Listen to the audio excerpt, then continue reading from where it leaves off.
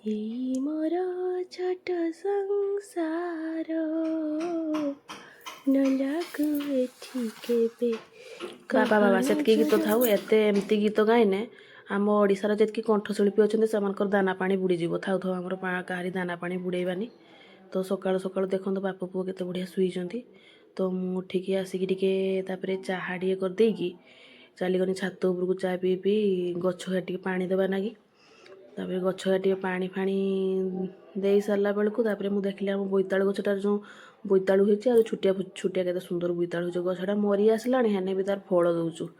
ତାପରେ ସେଠି ପାଣି ଫାଣି ଦେଇକି ଆସିକି ଟିକେ ବଡ଼ି ତିଆରି କରିମି ବୋଲି ବିରି ଦୁଇଟା ପାଣିରେ ବତୁରେଇ ଦେନି ସକାଳୁ। ତ ଦେଖିଲା ବେଳକୁ 9ଟା 10ଟା ବାଜିଲାକୁ ଖରା ଆଉ ନାହାନ୍ତି। ମୁଁ ଯେବେ ବଡ଼ି ପକେଇମି ସେତେବେଳେ ଆଉ ଖରା ହେବନି ନା। ତାପରେ ଗାଧୋଇ ପାଧେଇକି ମୁଢ଼ି ଆଳୁ ଚଟୁଣି ବାଇଗଣ ଚଟୁଣି ଶାଗ ଦେଇକି ମୁଢ଼ି ଖାଇଦେଲେ। ଖାଇସାରିକି ବସିଥାଏ ଏଠି ମୋ ପୁଅ ଦେଖନ୍ତୁ ଖାଇସାରିକି କେମିତି ଭାତ ହଜମ କରିବ ନା ମୁଢ଼ି ହଜମ କରିବ, ସବୁ ହଜମ କରତେ ହେବ ନା। ତ ଦେଖନ୍ତୁ କେମିତି କୁସ୍ତି ଖେଳତେ ଲାଗିଲାଣି, ଡବ୍ଲୁରେ ଭାଗ ନେବ କି ଆଉ ବାବା।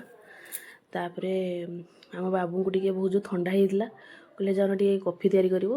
ତାପରେ ଆମେ ଏଇଠି ଖରାରେ ବସିକି ଟିକେ କଫି ପିଇଦେଲେ 2 ଜଣ। ରହିଲି, ଜୟ ଜଗନ୍ନାଥ।